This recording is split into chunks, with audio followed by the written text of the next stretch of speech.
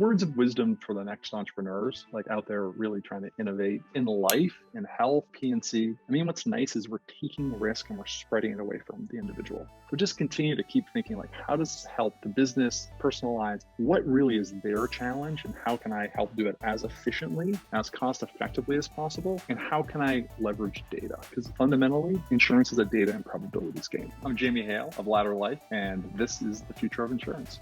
Business is anything but usual these days, but with VPay's claim payment solution, you can replace checks, reduce costs, boost e-payment adoption, and start realizing savings in just 45 days. Easy, safe, and smart. VPay, now a part of Optum Financial. Jamie, thanks for sitting down with me and having a conversation about what's going on at Ladder. It's great talking to you, Brian. I was saying before we record, it's a good thing we didn't do this sooner because things have been changing quite a bit for you guys. Some big news going on recently, so we'll dig into all that. But maybe just a bit of background on what you're building with Ladder Life and why. Yeah. So, when we started Ladder, our goal was really to re-engineer life insurance to make it really relevant to the next generation. Life insurance ownership has been falling generation over generation. Yeah. And it's a fantastic product. It really helps fund the resilience of families and communities when they're at their most vulnerable time, when they've lost a loved one, someone they're counting on for their income. So it's a great product that was kind of sold in a really antiquated way with antiquated processes with a lot of costs. Yeah. So, we re-engineered the whole process to make it really just kind of, fundamentally improve the process across so many different vectors. But it was really about taking this, 6-week process and 6 to 8 week process, taking it down to 5 minutes, getting the experience from being kind of really analog, very disjointed to being really digital and delightful, making the product from what was really static, was a fixed amount of coverage, a fixed amount of time, to really something flexible. It's in our name. You can ladder your coverage very easily with us. Press a button, get more insurance, press a button, get less. And before during the sales process or down the road, is that like an upfront only or okay. So you create flexibility in something that doesn't normally, you'd have to just buy a new policy before. Yes, exactly. You'd have to buy a new policy. So, and there's policy fees and all these things that make it really expensive to do that. Yeah. Which is really challenging because your life is dynamic, right? You have a new kid, you get a bigger mortgage, you pay down your mortgage, you need less life insurance. We want to make that really relevant and really, flexible and meet your needs, right?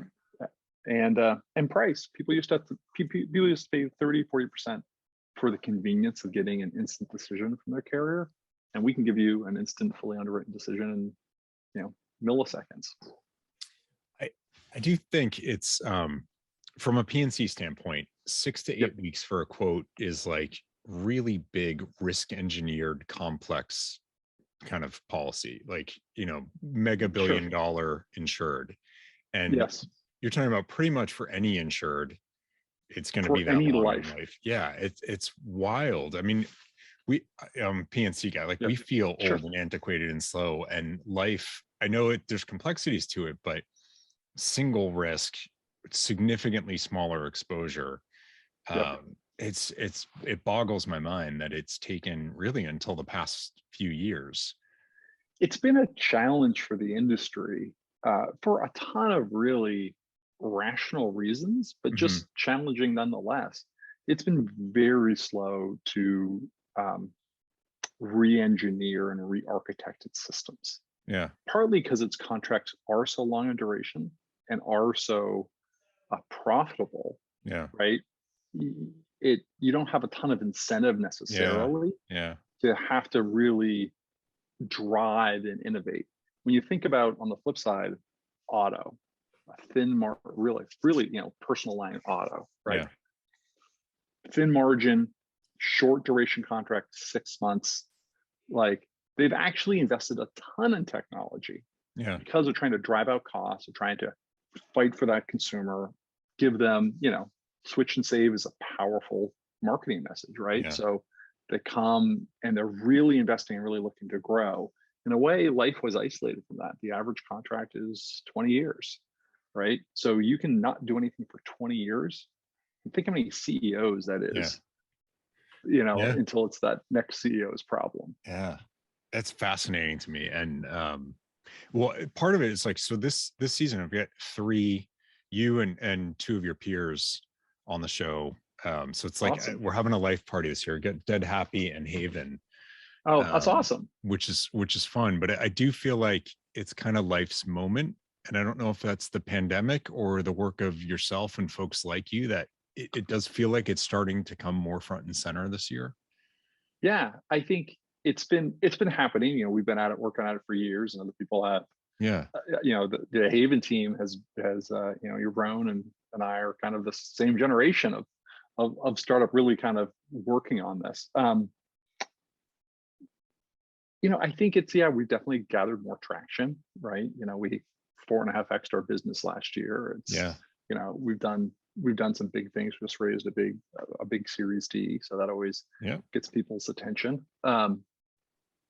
But you know, I do think what's happening is you're seeing so much of insurance being embedded into other fintech products. So as the whole fintech wave has risen, it's also pulled us, you know, really forward. Yeah. And like, we're doing a lot of interesting stuff embedding with other P&C carriers, right? Yeah.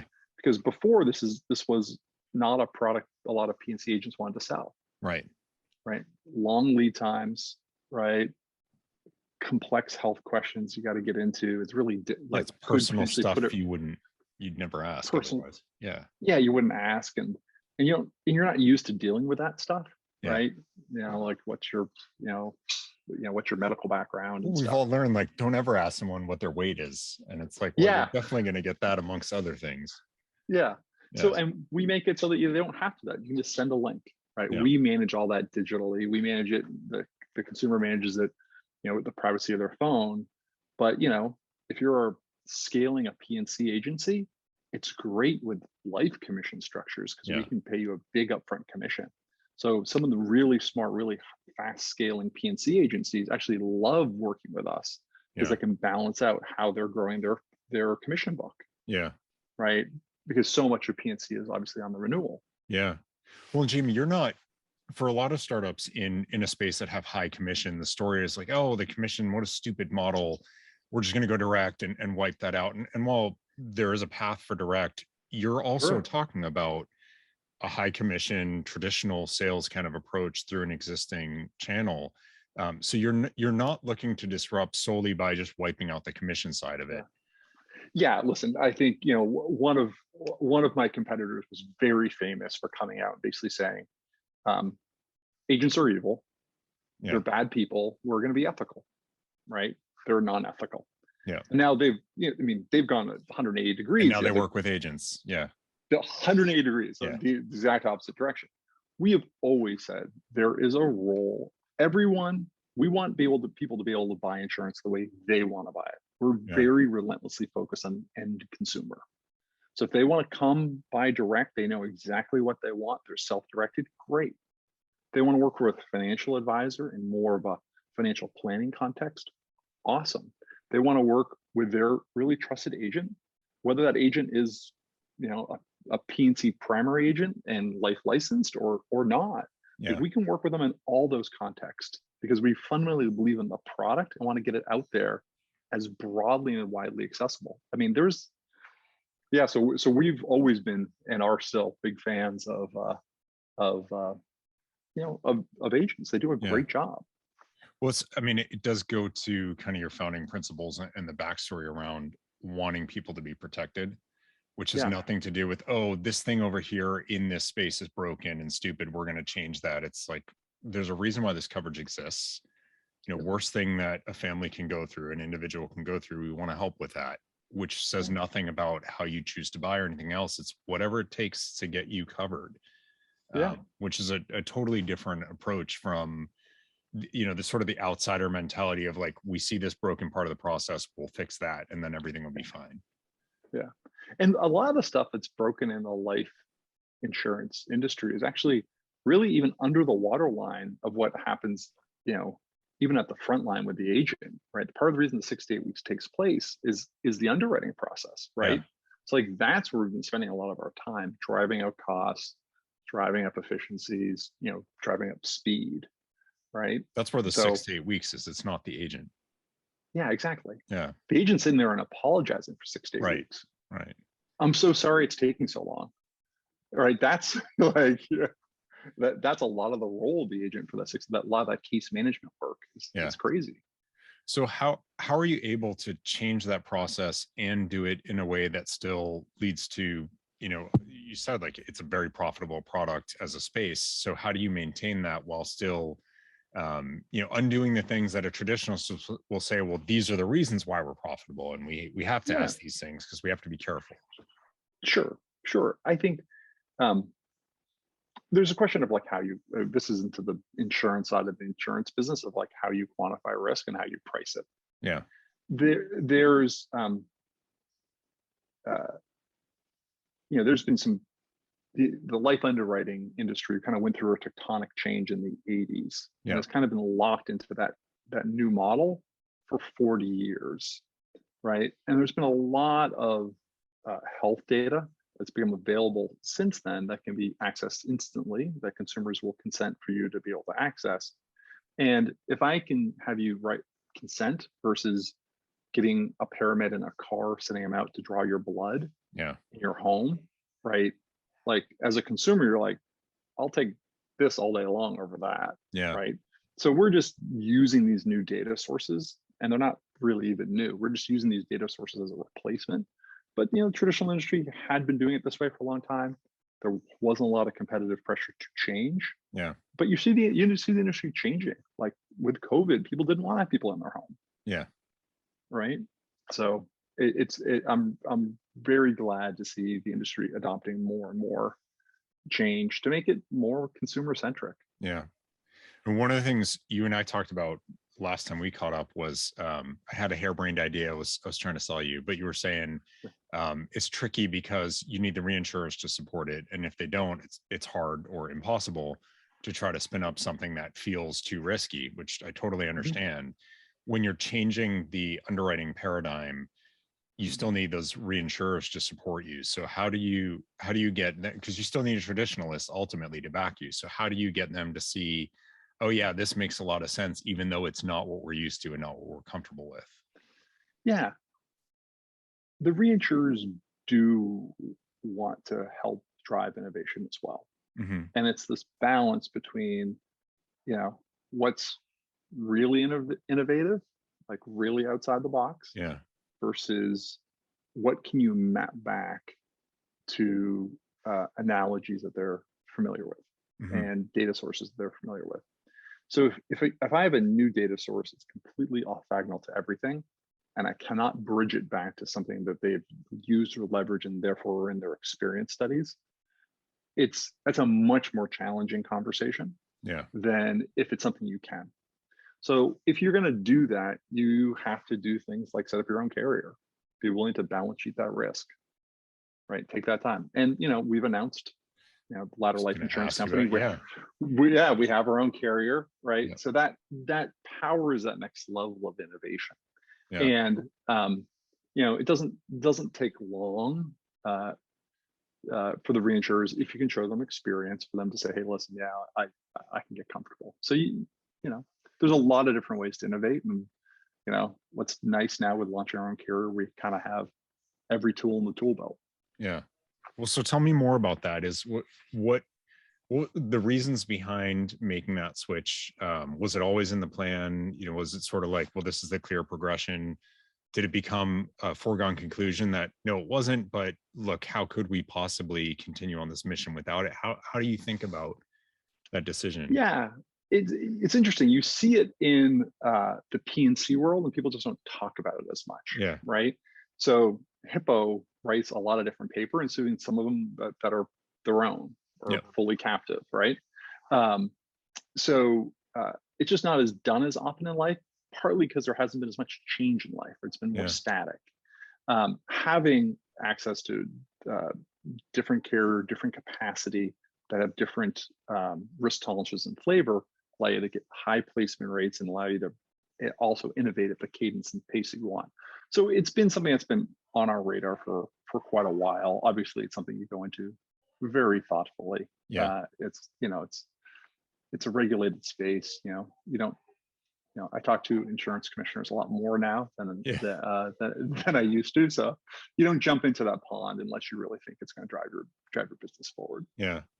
Are there things like I'm totally ignorant to how it works there, but are there things like Yeah, seasoning requirements and that sort of thing like you'd have in PNC where you need so many years before you can write? Or yeah. You see, you're not ignorant at all. It's well, I actually just don't know a if it great applies. I mean, I question. know it on the Yeah, PNC no, side. I 100 just don't know. 100% Yeah. 100% applies. Yep. Yeah. So I mean, some people who don't understand the space, you know, went out and started de novo companies, and they're like, oh, oops, I actually have to season, Yeah. right, before I can write outside a different state, and Right. that's a challenge. Yep. It's a lot of And then capital you're parking for a long time. a lot of capital for a long time, Yeah. and you know, there's a lot of challenges. So yeah, you definitely want to go out and get something that has, uh, you know, we acquired a company, you know, so it's been around for a long time, it's multiple state licensed, Yeah. all that stuff. So was that the focus of the Series D then, was to facilitate setting up your own carrier? No, we actually had that in our Series C. It was already done. Oh, okay. So it was already. It was very quiet, but we were there. We were ready to launch. We had our what's called our certificate of authority, which allows you to write. Right. So we like to, you know, we like to. The press release is usually the trailing part, not the leading part. Yeah. So you know, we had a lot of that stuff already in the works. It is just it's really interesting to me, the difference between PNC and life from an insurtech and an investing standpoint. I mean, I know that the press releases about rounds are always late because you have to get a bunch of regulatory things squared away first. But putting that aside, the tone, the cadence, it's very different.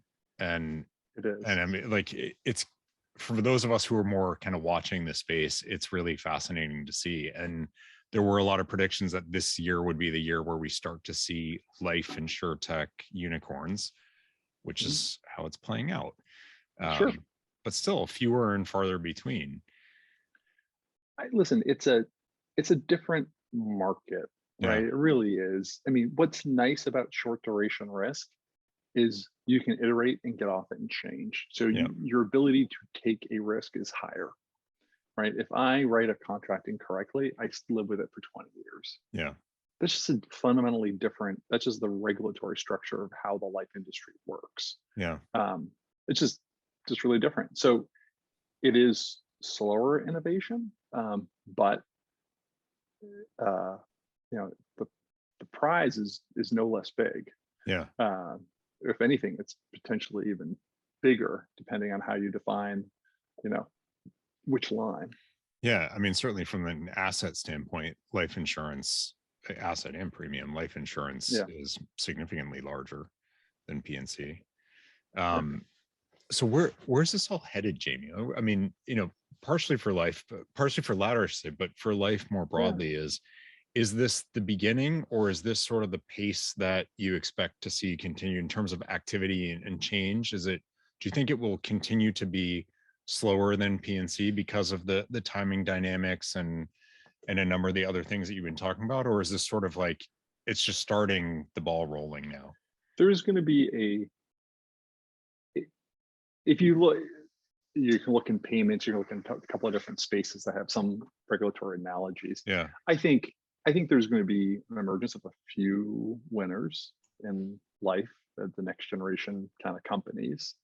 And if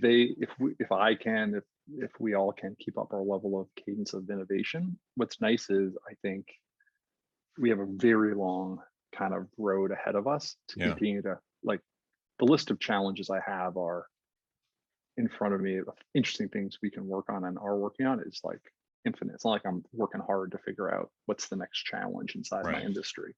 So we don't have a TAM problem. We don't address full like challenge problem. We don't have, you know, how can we leverage technology to really change the game problem. So I think those lead to like a lot of it, But I do think it's going to be tougher for the next new life startup to come into the space and make an impact, Why? right? Well, because we've done a lot of the things to first penetrate the market, Yeah. right? Some of those initial pain points. Right now, come in, great, you're the next new startup. You can take this 5-minute process and crash it down to 3. Yeah. You can crash it down to being predictive, like pre-approved. Okay, like there is some movement there, and there's Yeah. definitely space to be better, and we're working relentlessly on making it be better. But I got to come in and say 6 weeks is your alternative. There were other startups that said, hey, we can do it fast, but you got to pay Yeah. a 30% premium, Right. right? Well, that's like that's no good. Ridiculous. Yeah. Ridiculous. So like we were the first to come in and say, hey, listen, we give you an instant decision and it's a fully underwritten price. Yeah. Right. So the gap now has been shrunk on that. So if Yeah. you The think of marginal like just benefit smaller. marginal benefit small. So you Yeah. think about like just that's well said. I think about just like the pure product feature sets Yeah. of like what are the felt pain by consumers. A lot of those have been addressed. Yeah. What are the felt pains by agents and agencies? We're working really hard to address those, right, in really unique and different ways, right? So then, you go down. It's just going to be harder for the next startup to come Yeah. in and penetrate this side of the market. So does that mean that, instead of this is just the beginning of like the big bang in life insurance, where it's going to be like PNC, a gazillion, huge funding rounds for all these different companies? Is it the sense I'm getting is life actually the dynamic in the innovation scene is different, where PNC is starting to get to some sense of maturity that, you're not, you're still getting tons of new MGAs and carriers starting Sure. out, but that will slow down at some point. It's like, everyone's trying everything. Some of those ideas won't stick, and you'll get sort of a survival of the fittest. It feels like life sort of is already at that point, or maybe even began at that point, where it wasn't about 97 companies starting this month. That the ones who start and stuck through are more proven, and to your point, there isn't all of this gap that can still be made up. Whereas PNC, because of the velocity, maybe there's this constant CX benefit you can always work on. Well, it's in the product lines are much more balkanized. There's a lot more individual slivers in the PNC side, right? So I can come in on cyber SMB, cyber medium-sized, cyber large enterprise, right? And you can do that in life. I can do, individual, I can do group, I can do like final expense. I can do, fully under, the high end, fully underwritten. We were at $8 million policy, so like fully underwritten, like big policies. You can do that, just not as broad. Yeah. Then the whole next side of life is all about asset management, right? Real about cash value products, right? Think about that. Then you have to be potentially SEC registered. Then like there's a whole nother level of sophistication and bigger. And it's just as it's hard to start broker dealers. Yes, you started Robinhood. Yes, there's a couple other robo advisors. Yeah, but there was never. There's not 1,000 of them. 75 of them. Yeah. Yeah. Exactly. Yeah. No, it's really it's fascinating to me. To you, maybe it isn't because it's what you live every day, but it's interesting to me how different things are, and so hearing some of the dynamics of why is fascinating. And if you lose a sale today, it's hard to win the sale tomorrow in life. That's part of the reason why we're relentlessly focused on the type of consumers we get. Yeah. Right? Our average customer is 15 years younger, right, than the traditional industry. So we're doing a good job getting that first initial purchase, and it's really hard to get someone to switch. Yeah. So I got into that a bit with Phil Ziedler from Dead Happy around. They're really focused on the uninsured population, not the share stealing side, which, again, to your point, it's about getting more coverage out there, not about just, we're just going to take your customers. He said their average insured value is higher than the market average. But then the other thing that I thought was fascinating was that most people only keep their policy, maybe it's just in the UK, but only keep it for an average of 7 years. So you're talking about a 20-year term policy, people switch onto something else, or they mature to something else, or they just don't care anymore, or whatever. Yeah, sure. And so he was sharing, some of their success in beating those industry standards for duration, for Yeah. For average insured value. Are those the kinds of things that you're seeing as well? Because you have that flexibility and responsiveness to people's needs changing. Yeah. We've yet to meet someone who has lower lapse rates than we do. Like even amongst the incumbents. Yeah. When they lump in their cash value products, we still beat them on lapse, which is kind of crazy. Yeah. So that really talks to two things, right? You delight your customer, you make your life easy. Yeah. If you move, right?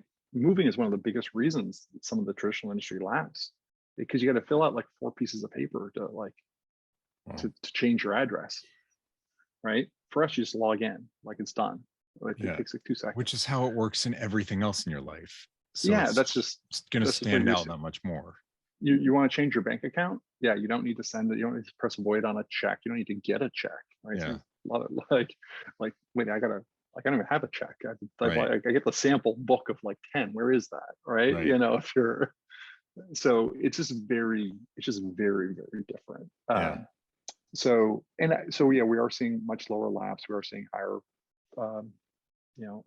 higher face amounts, partly because you can get more face with us for the same dollar. Yeah.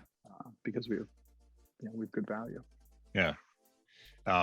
It's interesting to me. It's a space that has needed some pressure, and obviously COVID did a lot for a lot of the traditional players who realized oh, actually, I've used this example a ton, way too much, but I talked to they're like somewhat small, but scale like hundreds of millions, not one of the giant carriers, who they weren't changing their sales model at all in the first. I talked to them about 5 months into COVID, and they had no new business. They had 14,000 policies stuck in underwriting, and they were fine with that. They were just going to wait until they could start to get, and it just boggled my mind. Luckily, I think even they took them 5 months. Yeah, I mean, 5 months that they're still like, oh no, it'll be all right. Fine. Yeah, we're okay. We have a big existing book. It's if you really think about how the world's going to change on the life side, it really has been so kind of human centric, and then you're now seeing really this kind of drive to, and people finally understand that both consumers want, and it is more powerful to really leverage the data. Yeah, so it's kind of human to data. It's kind of like I can allow myself to be unloved because I'm needed. Like, I don't care what customers think. Yeah. We really need to really work on our NPS and be beloved. Yeah. I mean, we measure our NPS every day. A lot of life companies still don't even know what their NPS is, right? Yeah. Ours is 86, right? The average industry is down in the 20s, right? Yeah. So I mean, that's a huge delta and huge mindset shift. Yeah. I now need to think about delighting my customer. Think about the best P&C carriers. They think about the whole customer experience. What's the claim experience like? What's the bind experience like? Right? How do you think about me after you have your first claim? Like all that stuff really matters. Yeah. Life is still really far behind. So we're moving that. And then you do think about that next level of how it's sold and how you talk to the customer. It's been very fragmented in the past, right? I only sell in one way. This is just how I do it. I'm only going to go direct. I'm only going to go through agents. Yeah. And you see a real move to say, hey, I'm going to put the customer at the center. I'm going to be everywhere they want to be. I'll be embedded in their life, however they choose to live their life, right? And I'll be accessible to them there. Jamie, I want to respect your time. Any closing thoughts from you? And even if it's just like you're several years into a difficult but obviously successful journey, would you do anything different? Knowing what you know now, any words of wisdom from what you've lived? Oh boy, tons of. It's been an amazing journey. Tons of ups and downs. Benefit hindsight's always a fantastic thing. I'd say words of wisdom for the next entrepreneurs, like out there really trying to innovate in life, in health, in P&C. I mean, what's nice is we're taking risk and we're spreading it away from the individual. So just continue to keep thinking like, how does this help? Whether it's the business, the personal lines, right? What really is their challenge, and how can I help do it as efficiently, as cost effectively as possible? And how can I leverage data? Like, we've been a zero data exhaust company from day one. It was hard engineering work to do that. And it just pays dividends literally every day. Yeah. It's paid dividends starting kind of at year 2. Year 1, didn't see any dividends, right? Yeah. Because it was just build. But then it's the power of the data, because fundamentally, insurance is a data and probabilities game. Yeah. Yeah, and the tools to build that are completely different today than like some of the 80s. Yeah. When the paradigm was set up. It's fascinating. Anyone who's listened to now these 3 life insurance interviews probably thinks like I'm a life insurance fanboy, because I'm like giddy about it. I find it fascinating. But I really appreciate you coming on and sharing a bit about what you're building and why, because it is really important. I mean, that notion of covering people, whether it's life, P&C, health, whatever, that's why we exist as an industry. And it's easy to lose sight of that and get caught up in the minutia. But you really have done a great job coming back to that as your guiding purpose. I appreciate that. Well, thanks, Brian. Yeah, there's a lot of ways you can. We're hopeful to just be there for the next set of families. Yeah. So this is great. I appreciate your time. Awesome. Thanks so much, Jamie. So yeah, maybe I'm a little life insurance, insurtech startup fanboyish. That's okay. I just think it's so fascinating, having been dyed-in-the-wool P&C and been in the insurtech scene and P&C directly myself. What's different in life does fascinate me. And so when you find those companies that are pushing through a lot of the stronger headwinds in the space, there's a lot to take in from them. So, I mean, you guys heard me get all excited with the Dead Happy interview. I think the same here with Jamie and Ladder. It's very cool what they built. They built it fast, maybe to the outsider. I know for Jamie, like he said, there's just been a huge amount of things to do and a lot of effort, and they've been at it for years now. But they've had a ton of success. So, all the best to Jamie and to the team at Ladder. It's important. He didn't go into his personal story. You can find it on their website. There's a picture of him, his mother, and his brother when he was 11 years old. That's when his dad passed away.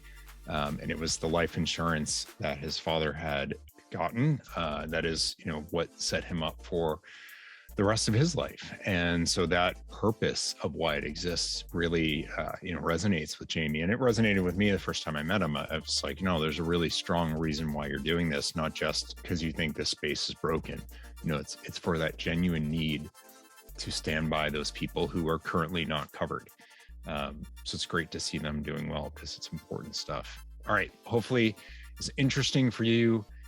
Gave you some ideas. Maybe you're one of those people that he was talking to at the end, who's got something you're working on and, thinking about data and how you can use that to material advantage. Stick with it, fight through it. It's worth it. Thank you to Jamie for joining. Thank you to VPay from Optimum Financial for sponsoring this episode. And of course, if you want to hear more, including those other 2 life insurance discussions I had with Yaron from Haven and with Phil from Dead Happy, just go to future-of-insurance.com/podcast, and you can find both of those, as well as the entire library of every episode from the Future of Insurance right there. And share it with a friend, tell people about it. If you're watching this on YouTube, throw a like our way, throw a subscribe, if you will. And if you're listening to this on Apple Podcasts or Spotify or what have you, rate and review. It means a lot, helps the show grow. And I hope this has been valuable to you and have earned a good review from you for what we are putting out. All right, I will let you go, and I will see you here next time. Thanks, everyone. Bye-bye.